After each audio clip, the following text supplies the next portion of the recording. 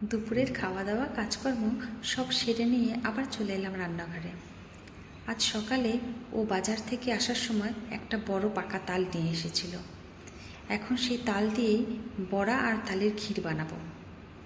তো প্রথমেই তালটা আমি ভালো করে ধুয়ে নিলাম। তারপর তালের খোসাটা ছাড়িয়ে তালটা ভাগ করে নিলাম। এরপর উপর দিয়ে একটুখানি জল ছিটে দিয়ে দেব, সামান্য। তাতে কী হবে, তালটা ঘষতে সুবিধে হবে। এরপর এরকম একটা ঝাঁঝরি থালা নিয়ে নিচে একটা বাটি বসিয়ে তালটা ঘষে নিচ্ছি। দেখুন কি সহজে আর সুন্দরভাবে তালের পাল্পটা বেরিয়ে গেল, আর একটাও আঁশ নেই। তো এবার আমি বড়ার জন্য ব্যাটার তৈরি করে নেব। এখানে প্রথমেই আমি পরিমাণ মতো ময়দা চেলে নিচ্ছি।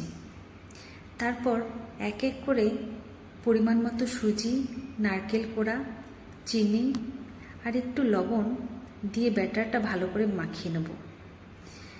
ব্যাটারটা মাখিয়ে নিয়ে কিছুক্ষণ রেস্টে রেখে দেবো। এবার বড়াগুলো ভেজে নেওয়ার পালা।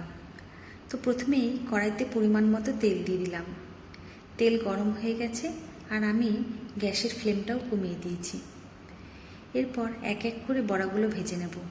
জানেন, ছোটোবেলায় আমার মা যখন তালের বড়া বানাতো, আমি বাটি হাতে উনুন পাড়ে বসে থাকতাম।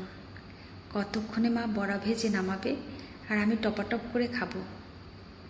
আর আমার মা তালের বড়া ভেজে সবার আগে আমাদের বাটিতেই দিত। খুব মিস করি সেই দিনগুলো। যাই হোক, বড়াগুলো খুব সুন্দর গোল্ডেন ব্রাউন কালারের হয়ে গেছে।